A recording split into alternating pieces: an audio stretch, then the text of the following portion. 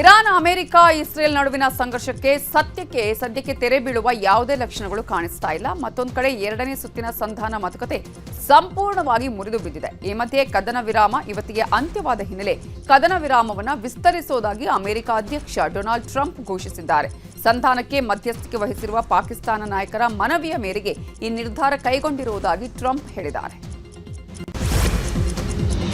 America ಅಧ್ಯಕ್ಷ Donald Trump ಪ್ರಸ್ತುತ ಕದನ ವಿರಾಮವನ್ನ ಅನಿರ್ದಿಷ್ಟಾವಧಿಯಾಗಿ ವಿಸ್ತರಿಸುವುದಾಗಿ ಹೇಳುತ್ತಿದ್ದಂತೆ ಇರಾನ್ನಲ್ಲಿ ಸಂಭ್ರಮಾಚರಣೆ ಮುಗಿಲು ಮುಟ್ಟಿತ್ತು. ಜನರು ಟೆಹರಾನ್ನ ಬೀದಿಗಿಳಿದು ಪಟಾಕಿ ಸಿಡಿಸಿ ಸಂಭ್ರಮಾಚರಣೆ ನಡೆಸಿದ್ರು. ಅಲ್ಲದೆ ಸೇನೆಯು ತನ್ನ ಬ್ಯಾಲಿಸ್ಟಿಕ್ ಕ್ಷಿಪಣಿಗಳನ್ನ ಮೆರವಣಿಗೆ ಮಾಡಿದೆ. ಅಮೆರಿಕ ನಮ್ಮೆದುರು ಮಂಡಿಯೂರಿದೆ ಅಂತ ಘೋಷಣೆಗಳನ್ನ ಕೂಗುತ್ತಾ ಬೀದಿಗಳಲ್ಲಿ ಸಂಭ್ರಮಿಸಿದ್ದಾರೆ.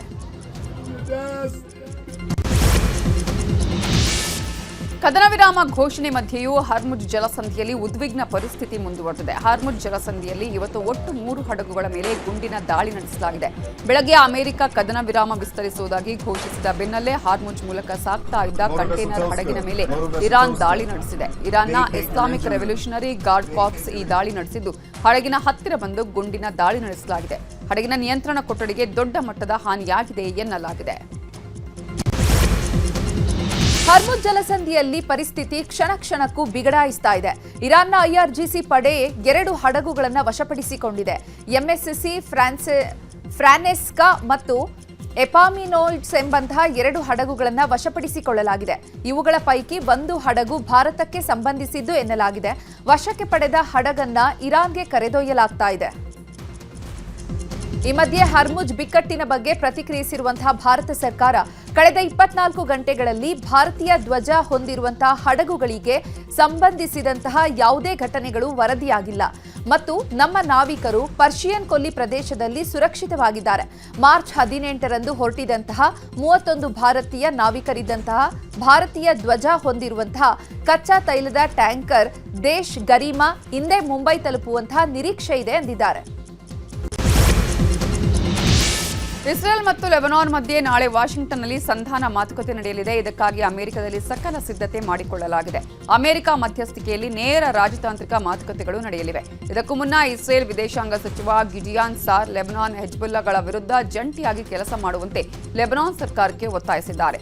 ಲೆಬನಾನ್ ಹೆಜ್ಬುಲ್ಲಾ ವಿರುದ್ಧ ಕ್ರಮ ಕೈಗೊಳ್ಳಬೇಕು. ನಿಮಗಾಗಿ ಮತ್ತು ನಮಗಾಗಿ ಶಾಂತಿಯುತ ಭವಿಷ್ಯ ಖಚಿತಪಡಿಸಿಕೊಳ್ಳಲು ಇದಕ್ಕಿಂತ ಪರ್ಯಾಯ ಮಾರ್ಗ ಇಲ್ಲ ಅಂತ ಗಿಡಿಯಾನ್ ಹೇಳಿದ್ದಾರೆ. ರಾಜಕೀಯ ಸುದ್ದಿಗಳನ್ನ ನೋಡೋಣ. ಸಿಎಂಗೆ ಯಾರೋ ಮಾಟ ಮಂತ್ರ ಮಾಡಿಸಿರ್ಬೇಕು ಅಂತ ನಿನ್ನೆ ಮಾಜಿ ಸಚಿವ ರಾಜಣ್ಣ ಹೇಳಿದ್ರು.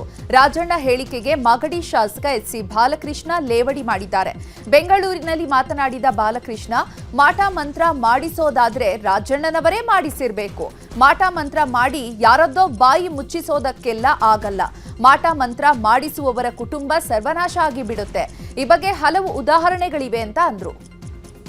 ಏನಾದರೂ CM ಮೇಲೆ ಏನಾರ ಮಾಟ ಮಂತ್ರ ಮಾಡೋ ಶಕ್ತಿ ಇರೋದು ರಾಜಣ್ಣವ್ರು ಒಬ್ಬರಿಗೇನೆ, ಇನ್ಯಾರಿಗೂ ಇಲ್ಲ ಆ ಶಕ್ತಿ. ಏನಾದರೂ CM ಅವ್ರಿಗೆ ಯಾರು ಆಪ್ತಿರ್ತಾರೆ ಅವರೇ ಮಾಡ್ಬೇಕು ಮಾಟ ಮಂತ್ರ, ಬೇರೆ ಯಾರು ಮಾಡ್ಸೋಕ್ಕಾಗಲ್ಲ.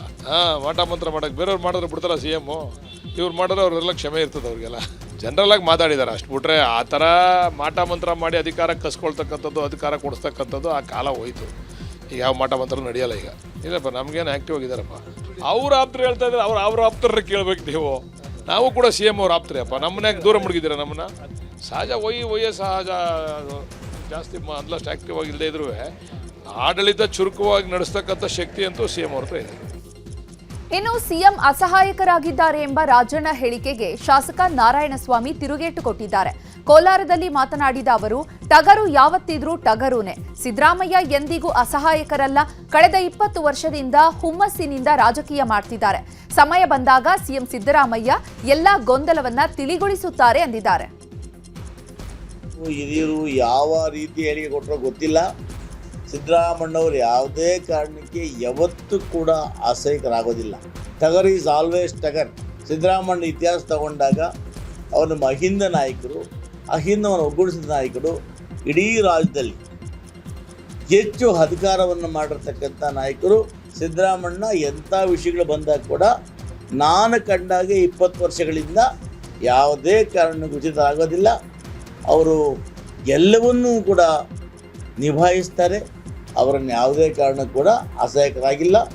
ಸಮಯ ಬಂದಾಗ ಎಲ್ಲವನ್ನೂ ಸಿಎಂ ಅಸಹಾಯಕರಾಗೋ ಪ್ರಶ್ನೆಯೇ ಇಲ್ಲ ಅಂತ ಕೊಪ್ಪಳ ಜಿಲ್ಲೆ ಕಾರಟಗಿಯಲ್ಲಿ ಸಚಿವ ಶಿವರಾಜ್ ತಂಗಡಗಿ ಹೇಳಿದ್ದಾರೆ. ಮುಖ್ಯಮಂತ್ರಿಗಳು ಗಟ್ಟಿಯಾಗಿದ್ದಾರೆ. ಮುಸ್ಲಿಂ, ಲಿಂಗಾಯತ, ಒಕ್ಕಲಿಗ ಯಾವ ಸಮುದಾಯದವರನ್ನು ಕಡೆಗಣಿಸೋ ಪ್ರಶ್ನೆ ಇಲ್ಲ. ಯಾರು ತಪ್ಪು ಮಾಡ್ತಾರೆ ಅವರಿಗೆ ಎಚ್ಚರಿಕೆ ಕೊಡೋ ಕೆಲಸ ಆಗುತ್ತೆ. ಕಾಂಗ್ರೆಸ್ ಅಂದ್ರೆ ಸರ್ವ ಜನಾಂಗದ ಶಾಂತಿಯ ತೋಟ ಅಂತ ಹೇಳಿದ್ರು. ಈಗ ರಾಜಣ್ಣವರು ಹೇಳಕತ್ತಿದ್ದು ಅಸಹಾಯಕತೆ ಪಸಹಾಯಕತೆ ಅನ್ನೋ ಪ್ರಶ್ನೆ ಇಲ್ಲ. ಮುಖ್ಯಮಂತ್ರಿಗಳು ಎಂದೂ ಅಸಹಾಯಕತೆ ಆಗಂತ ಪ್ರಶ್ನೆ ಬರೋದಿಲ್ಲ. ಮುಖ್ಯಮಂತ್ರಿಗಳು ಗಟ್ಟಿಯಾಗಿದ್ದಾರೆ. ಪಕ್ಷದ ಕೆಲವೊಂದಿಟ್ಟು ವಿಚಾರಗಳನ್ನು ಪಕ್ಷನೂ ಎಲ್ಲ ಮಾಹಿತಿಯನ್ನು ತರಿಸ್ಕೊಳ್ತದೆ. ತಪ್ಪು ಮಾಡಿದಾರಾ, ವಾಸ್ತವತೆ ಏನು ಎಂತು ಎನ್ನೋದ್ರ ಬಗ್ಗೆ ಮಾಹಿತಿ ತರಿಸ್ಕೊಂಡಿರ್ತಾರೆ. ನಮ್ಮ ಪಕ್ಷದೊಳಗೆ ಯಾರು ತಪ್ಪು ಮಾಡಿದ್ರು ಯಾರನ್ನೂ ಸಹಿಸ್ಕೊಳಂಗಿಲ್ಲ. ಹೈಕಮಾಂಡ್ ಅಷ್ಟು ನಮ್ಮದು ಸ್ಟ್ರಾಂಗ್ ಇದೆ. ರಾಜಣ್ಣವ್ರನ್ನ ಕೇಳಿದ್ರೆ ಚೆನ್ನಾಗಿರ್ತೈತಿ ಈ ವಿಚಾರದಾಗ. ಇನ್ನು ಸಿಎಂಗೆ ಮಾಟ ಮಂತ್ರ ಮಾಡಿಸಿದ್ದಾರೆ ಅಂತ ರಾಜಣ್ಣ ಹೇಳಿದ ಮೇಲೆ ಅದು ಸತ್ಯವೇ ಆಗಿರುತ್ತೆ ಅಂತ ವಿಪಕ್ಷ ನಾಯಕ ಅಶೋಕ್ ಹೇಳಿದ್ದಾರೆ. ಬೆಂಗಳೂರಿನಲ್ಲಿ ಮಾತನಾಡಿದ ಅವರು, ರಾಜಣ್ಣ ಇರುವುದನ್ನ ಇದ್ದಂತೆ ಹೇಳುವುದರಲ್ಲಿ ಎಕ್ಸ್ಪರ್ಟ್. ಕಾಂಗ್ರೆಸ್ನಲ್ಲಿ ಮಾಟ ಮಂತ್ರ ಮಾಡುವವರು ಜಾಸ್ತಿ ಆಗಿದ್ದಾರೆ. ಈಗ ರಿವರ್ಸ್ ಮಾಟ ಮಂತ್ರ ಮಾಡುವುದಕ್ಕೆ ಸಿದ್ದರಾಮಯ್ಯ ಹೋಮಕುಂಡಗಳನ್ನ ರೆಡಿ ಮಾಡಿಕೊಳ್ಳಬೇಕು ಅಂತ ವ್ಯಂಗ್ಯವಾಡಿದ್ರು. ಅಣ್ಣ ಹೇಳಿದ್ಮೇಲೆ ಅದು ಕನ್ಫರ್ಮೇ, ಡೌಟ್ ಏನಿದೆ ಅದರಲ್ಲಿ. ರಾಜಣ್ಣ ಇದ್ದಕ್ಕಿದ್ದಂಗೆ ಹೇಳೋದ್ರಲ್ಲಿ ಎಕ್ಸ್ಪರ್ಟು. ರಾಜಣ್ಣ ಏನು ಹೇಳಿದ್ದಾರೆ ಅದು ಸತ್ಯ ಇರ್ಬೋದು. ನೀವು ಸಿದ್ದರಾಮಯ್ಯನ ಕೇಳಿ, ನಾವು ಮಾಟ ಮಂತ್ರ ನಾನು ನಂಬಲ್ಲ ಅಂತಾರೆ. ಅವ್ರನ್ನ ಕೇಳಿದ್ರೆ ನಂಬಲ್ಲ ಅಂತಾರೆ. ಇಲ್ಲಿ ಮಾಟ ಮಂತ್ರ ಮಾಡೋದ್ರಲ್ಲಿ ಎಕ್ಸ್ಪರ್ಟ್ಸ್ ಇದ್ದಾರೆ ಭಾಳಷ್ಟು ಜನ ಕಾಂಗ್ರೆಸ್ಸಲ್ಲಿ. ಅವ್ರು ಹೇಳಿದ್ದು, ರಾಜಣ್ಣ ಹೇಳಿದ್ದು ಕಾಂಗ್ರೆಸ್ ಅವ್ರು ಮಾಡಿಸಿದ್ದಾರೆ ಅಂತಲೇ ಅರ್ಥ ಹೇಳಿರೋದು. ಯಾರು ಅನ್ನೋದೂ ಅವ್ರಿಗೆ ಅವ್ರು ಹೇಳೋದ್ರಲ್ಲಿ ಅರ್ಥ ಇದೆ. ಕಾಂಗ್ರೆಸ್ನ ಕೆಲ ಮುಸ್ಲಿಂ ನಾಯಕರ ಮೇಲೆ ಪಕ್ಷ ವಿರೋಧಿ ಚಟುವಟಿಕೆ ಆರೋಪದ ಮೇಲೆ ತೆಗೆದುಕೊಂಡಿರೋ ಕ್ರಮಕ್ಕೆ ವಿರೋಧ ವ್ಯಕ್ತವಾಗಿದೆ. ಮುಸ್ಲಿಂ ನಾಯಕರ ಮೇಲೆ ಕಾಂಗ್ರೆಸ್ ತೆಗೆದುಕೊಂಡಿರೋ ಕ್ರಮ ವಾಪಸ್ ಪಡೆಯಲು ಆಗ್ರಹಿಸಿ ಮುಸ್ಲಿಂ ಮುಖಂಡರು ಸುದ್ದಿಗೋಷ್ಠಿ ಮಾಡಿದರು. ಸುದ್ದಿಗೋಷ್ಠಿಯಲ್ಲಿ ಮೌಲ್ವಿಗಳು, ಉಲಾಮಾ ಸಂಘಟನೆ ಮುಖಂಡರು ಉಪಸ್ಥಿತರಿದ್ದರು. ಸಭೆಯಲ್ಲಿ ಮಾತನಾಡಿದ ಅಬ್ದುಲ್ ರಜಾಕ್ ಸರ್ಕಾರದ ವಿರುದ್ಧ ಕಿಡಿಕಾರಿದರು. ಇನ್ನು ಇಬ್ರಾಹಿಂ ಸಾಬ್ ಮಾತನಾಡಿ, ನಾವು 70 ವರ್ಷದಿಂದ ಕಾಂಗ್ರೆಸ್ಗೆ ಬೆಂಬಲಿಸಿದ್ದೇವೆ, ಆದರೆ ನಮ್ಮನ್ನ ಗುರಿ ಮಾಡಲಾಗಿದೆ. ಅಬ್ದುಲ್ ಜಬ್ಬಾರ್ ಅವರ ಮೇಲೆ ಕ್ರಮ ಕೈಗೊಂಡಿದ್ದು ಸರಿಯಲ್ಲ ಅಂತ ಹೇಳಿದರು. MLC ಸಾಹಬರವರು ಹಾಗೆ ನಸೀರ್ ಅಹಮದ್ ಸಾಹಬರು ದೇವರಾಜರ್ಸ್ ಕಾಲದಿಂದ ಕಾಂಗ್ರೆಸ್ ಪಕ್ಷಕ್ಕೋಸ್ಕರ ತಮ್ಮ ಎಲ್ಲ ಶಕ್ತಿಯನ್ನು ತೋರಿಸಿ ಬೆಳೆಸಿ ಅದಕ್ಕೆ ಕಾಪಾಡಿಕೊಂಡು ಉಳಿಸ್ಕೊಂಡು ಬಂದವರು ಇಂಥ ನಾಯಕರು. ಜಮೀರ್ ಅವ್ರು ಏನೇನು ಮಾಡಿದ್ದಾರೆ, ನಸೀರ್ ಅವ್ರು ಏನೇನು ಮಾಡಿದ್ದಾರೆ, ಜಬ್ಬಾರ್ ಅವ್ರು ಏನೇನು ಕೊಡುಗೆ ಕೊಟ್ಟಿದ್ದಾರೆ ಇಲ್ಲ ನಿಮಗೆ ಗೊತ್ತಿಲ್ವಾ? ಇವತ್ತು ಹೇಳ್ದೆ ಕೇಳದೆ ನೀವು ಡೈರೆಕ್ಟ್ ಆಗಿ ಉಚ್ಚಾಟನೆ ಮಾಡಿಬಿಡ್ತೀರಾ ಅಂದ್ರೆ ನಾವು ಸುಮ್ಮನೆ ಕೂತಿರ್ಬೇಕಾ? ಇದಕ್ಕೆ ನಾಡಿದ್ದು ಒಳ ಮೀಸಲಾತಿ ಕುರಿತು ವಿಶೇಷ ಸಚಿವ ಸಂಪುಟ ಸಭೆ ನಡೆಯುವ ಹಿನ್ನೆಲೆ ದಲಿತ ಬಲಗೈ ಸಮುದಾಯದ ಸ್ವಾಮೀಜಿಗಳು ಸಿಎಂ ಸಿದ್ದರಾಮಯ್ಯರನ್ನ ಭೇಟಿಯಾಗಿದ್ದಾರೆ. ಜ್ಞಾನ ಪ್ರಕಾಶ್ ಸ್ವಾಮೀಜಿ ನೇತೃತ್ವದ ನಿಯೋಗ ವಿಧಾನಸೌಧದಲ್ಲಿ ಸಿಎಂರನ್ನ ಭೇಟಿಯಾಗಿ ಚರ್ಚೆ ನಡೆಸಿದೆ. ಸಿಎಂ ಭೇಟಿ ಬಳಿಕ ಮಾತನಾಡಿದ ಜ್ಞಾನ ಪ್ರಕಾಶ್ ಸ್ವಾಮೀಜಿ, 101 ಜಾತಿಗೆ ನ್ಯಾಯ ಕೊಡಬೇಕು. ಶೆಡ್ಯೂಲ್ ಕ್ಯಾಸ್ಟ್ ಅಂದ್ರೆ ಲೆಫ್ಟ್ ರೈಟ್ ಅಲ್ಲ. 5, 3, 4, 1 ಮಾಡ್ತೇವೆ ಅಂದ್ರೆ ಹೇಗೆ? ಸದ್ಯಕ್ಕೆ ಯಾವುದು ಮಾಡುವುದು ಬೇಡ. ABC ಅಂತ ಮಾಡಿದ್ದಾರೆ, ಅದರಲ್ಲಿ ಗೊಂದಲಗಳಿವೆ, ಅದನ್ನ ಸರಿ ಮಾಡಿ, ಇಲ್ಲದಿದ್ರೆ ಪ್ರತಿಭಟನೆ ಮಾಡ್ತೇವೆ ಅಂತ ಸರ್ಕಾರಕ್ಕೆ ಎಚ್ಚರಿಕೆ ನೀಡಿದ್ದಾರೆ. ಇನ್ನು ಇದೇ ವಿಚಾರವಾಗಿ ಛಲವಾದಿ ಮಹಾಸಭಾ ಪೀಠದ ಬಸವನಾಗಿ ದೇವ ಶ್ರೀ ಕೂಡ ಪ್ರತಿಕ್ರಿಯಿಸಿದ್ದಾರೆ. ಇನ್ನು ವಿಧಾನಸೌಧದಲ್ಲಿ ಸ್ವಾಮೀಜಿಗಳು ಹಾಗೂ ಪೊಲೀಸರ ನಡುವೆ ವಾಗ್ವಾದ ನಡೆದ ಘಟನೆ ನಡೆದಿದೆ. ವಿಧಾನಸೌಧದಲ್ಲಿ ಸ್ವಾಮೀಜಿಗಳನ್ನ ನಿಲ್ಲಲು ಬಿಡದೆ ಪೊಲೀಸರು ಹೊರಗೆ ಕಳಿಸಿದ್ದಾರೆ. ಈ ವೇಳೆ ಪೊಲೀಸರ ವಿರುದ್ಧ ದಲಿತ ಬಲಗೈ ಸಮುದಾಯದ ಸ್ವಾಮೀಜಿಗಳು ಗರಂ ಆದ್ರು. ಪ್ರಧಾನಿ ಮೋದಿ ಭಯೋತ್ಪಾದಕ ಅನ್ನುವ ಹೇಳಿಕೆ ವಿರುದ್ಧ ಬಿಜೆಪಿ ನಾಯಕರು ಸಿಡಿದೆದ್ದಿದ್ದಾರೆ. ಶಾಸಕ ಆರಗ ಜ್ಞಾನೇಂದ್ರ ಶಿವಮೊಗ್ಗದಲ್ಲಿ ಮಾತಾಡಿ, ಮಲ್ಲಿಕಾರ್ಜುನ ಖರ್ಗೆ ಅವರಿಗೆ ವಯಸ್ಸಾಗಿದೆ, ಮಾನಸಿಕ ಸ್ಥಿತಿ ವ್ಯತ್ಯಾಸವಾಗಿ ಆ ರೀತಿ ಮಾತಾಡಿರಬಹುದು. ಎಐಸಿಸಿ ಅಧ್ಯಕ್ಷರಾಗಿ ಅವರು ಗಂಭೀರವಾಗಿ ಮಾತಾಡಬೇಕು, ಟೀಕೆ ಮಾಡಬೇಕು ಅನ್ನೋ ಸಾಮಾನ್ಯ ಅರಿವನ್ನ ಬಿಟ್ಟು ಏನೇನೋ ಮಾತಾಡಿದ್ರು. ಅವರಿಂದ ಈ ಹೇಳಿಕೆ ನಿರೀಕ್ಷೆ ಮಾಡಿರಲಿಲ್ಲ. ಅವರ ಹಿರಿತನಕ್ಕೆ ಅವರ ಹೇಳಿಕೆ ಶೋಭೆ ತರಲ್ಲ. ಖರ್ಗೆ ಹೇಳಿಕೆಯನ್ನ ನಾನು ಖಂಡಿಸ್ತೀನಿ ಅಂತ ಹೇಳಿದ್ರು. ಇದೇ ವಿಚಾರವಾಗಿ ಪುತ್ತೂರಲ್ಲಿ ಮಾತಾಡಿರೋ ಶಾಸಕ ಜನಾರ್ದನ ರೆಡ್ಡಿ ಖರ್ಗೆ ವಿರುದ್ಧ ಬೇಸರ ವ್ಯಕ್ತಪಡಿಸಿದರು. ಖರ್ಗೆ ಹೇಳಿಕೆ ಖಂಡನಾರ್ಹ. ಹಿರಿಯ ನಾಯಕರಿಗೆ ಈ ಹೇಳಿಕೆ ಶೋಭೆ ತರಲ್ಲ. ಕ್ಷಮೆ ಕೇಳೋದಲ್ಲ, ಇನ್ನೆಂದೂ ಅವರು ಈ ರೀತಿಯ ಹೇಳಿಕೆಯನ್ನ ಕೊಡಬಾರದು. ದೇಶದಲ್ಲಿ ಸೌಹಾರ್ದತೆ, ಅಭಿವೃದ್ಧಿ ಹಾಗೆಯೇ ವಿಶ್ವದಲ್ಲಿ ಭಾರತದ ಗೌರವವನ್ನು ಹೆಚ್ಚಿಸಿರುವ ಪ್ರಧಾನಿ ನರೇಂದ್ರ ಮೋದಿ ಅವರನ್ನ ಅಪಮಾನಿಸುವುದು ಖಂಡನೀಯ ಅಂತ ಹೇಳಿದ್ರು. ಇನ್ನು ಇದೇ ವಿಚಾರವಾಗಿ MLC CT ರವಿ, ವಿಪಕ್ಷ ನಾಯಕ ಆರ್ ಅಶೋಕ್, ಸಂಸದ ಡಾಕ್ಟರ್ ಮಂಜುನಾಥ್ ಪ್ರತಿಕ್ರಿಯಿಸಿದ್ದಾರೆ. ಪ್ರಧಾನಿ ನರೇಂದ್ರ ಮೋದಿ ಅವರನ್ನ ಭಯೋತ್ಪಾದಕ ಅಂತ ಕರೆದಿರುವ ಎಐಸಿಸಿ ಅಧ್ಯಕ್ಷ ಮಲ್ಲಿಕಾರ್ಜುನ ಖರ್ಗೆಗೆ ಭಾರತೀಯ ಚುನಾವಣಾ ಆಯೋಗ ನೋಟಿಸ್ ಜಾರಿ ಮಾಡಿದೆ. 24 ಗಂಟೆಗಳ ಒಳಗೆ ನಿಮ್ಮ ನಿಲುವನ್ನು ವಿವರಿಸಿ ಅಂತ ನೋಟಿಸ್ನಲ್ಲಿ ತಿಳಿಸಲಾಗಿದೆ. ನಿನ್ನೆ ತಮಿಳುನಾಡು ಚುನಾವಣಾ ಪ್ರಚಾರದಲ್ಲಿ ಭಾಗಿಯಾಗಿದ್ದ ಖರ್ಗೆ ಎಐಎಡಿಎಂಕೆ ಬಿಜೆಪಿ ಮೈತ್ರಿ ಟೀಕಿಸುವ ಭರದಲ್ಲಿ ಮೋದಿ ಅವರನ್ನ ಭಯೋತ್ಪಾದಕ ಅಂತ ಕರೆದಿದ್ರು. ಮೋದಿ ಟೆರರಿಸ್ಟ್ ಎಂಬ ಮಲ್ಲಿಕಾರ್ಜುನ ಖರ್ಗೆ ಹೇಳಿಕೆಯನ್ನು ಖಂಡಿಸಿ ಬಿಜೆಪಿ ಕಾರ್ಯಕರ್ತರು ಬೀದಿಗಿಳಿದಿದ್ದಾರೆ. ಬೆಂಗಳೂರಿನ ಫ್ರೀಡಂ ಪಾರ್ಕ್ನಲ್ಲಿ ಬಿಜೆಪಿ ಯುವ ಮೋರ್ಚಾ ಕಾರ್ಯಕರ್ತರಿಂದ ಪ್ರತಿಭಟನೆ ಮಾಡಲಾಗಿದೆ. ಖರ್ಗೆ ವಿರುದ್ಧ ಆಕ್ರೋಶ ಹೊರಹಾಕಿದ್ರು. ಈಗ ಕ್ರೈಮ್ ಲೋಕದ ಸುದ್ದಿ ನೋಡೋಣ. ಗೋಲ್ಡ್ ಸ್ಮಗ್ಲಿಂಗ್ ಕೇಸಲ್ಲಿ ಜೈಲಲ್ಲಿರೋ ನಟಿ ರನ್ಯಾ ರಾವ್ಗೆ ಬಿಡುಗಡೆ ಭಾಗ್ಯ ಸಿಕ್ಕಿದೆ. ಬರೋಬ್ಬರಿ 1 ವರ್ಷಗಳ ಬಳಿಕ ರನ್ಯಾ ರಾವ್ ಜೈಲಿಂದ ರಿಲೀಸ್ ಆಗಿದ್ದು 102 ಕೋಟಿ ರೂಪಾಯಿ ಮೌಲ್ಯದ ಚಿನ್ನ ಕಳ್ಳ ಸಾಗಾಣೆ ಪ್ರಕರಣದಲ್ಲಿ ಕಳೆದ 1 ವರ್ಷದಿಂದ ರನ್ಯಾ ರಾವ್ ಪರಪ್ಪನ ಅಗ್ರಹಾರ ಜೈಲಲ್ಲಿದ್ದರು. ಈ ಹಿಂದೆ ಕೋರ್ಟ್ನಿಂದ ಜಾಮೀನು ಸಿಕ್ಕಿತ್ತು. ಆದರೆ ಕಾಫಿ ಪೋಸಾ ಆಕ್ಟ್ ಅನ್ವಯ ಜಾಮೀನು ಸಿಕ್ಕರೂ 1 ವರ್ಷ ಜೈಲಲ್ಲೇ ಇರಬೇಕು. ಕಾಫಿ ಪೋಸಾ ಇವತ್ತಿಗೆ ಮುಕ್ತಾಯ ಆಗಿದೆ. ಜೈಲಿಂದ ರನ್ಯಾ ರಾವ್ ಬಿಡುಗಡೆಯಾಗಿದ್ದಾರೆ. ಮಾಧ್ಯಮದವರ ಕಣ್ತಪ್ಪಿಸಿ ಜೈಲಿನಿಂದ ರನ್ಯಾ ರಾವ್ ತೆರಳಿದ್ದಾರೆ.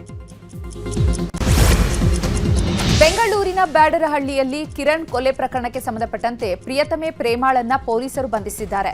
ನಿನ್ನೆ ತನ್ನ ಮನೆಗೆ ಕರೆಸಿ ಪ್ರಿಯಕರ ಕಿರಣ್ಗೆ ಪ್ರೇಮ ಬೆಂಕಿ ಹಚ್ಚಿ ಹತ್ಯೆ ಮಾಡಿದ್ದು, ಈ ಸಂಬಂಧ ಪೊಲೀಸರು ನಿನ್ನೆಯೇ ಆರೋಪಿ ಪ್ರೇಮಾಳನ್ನ ವಶಕ್ಕೆ ಪಡೆದು ವಿಚಾರಣೆ ಮಾಡಿದ್ರು.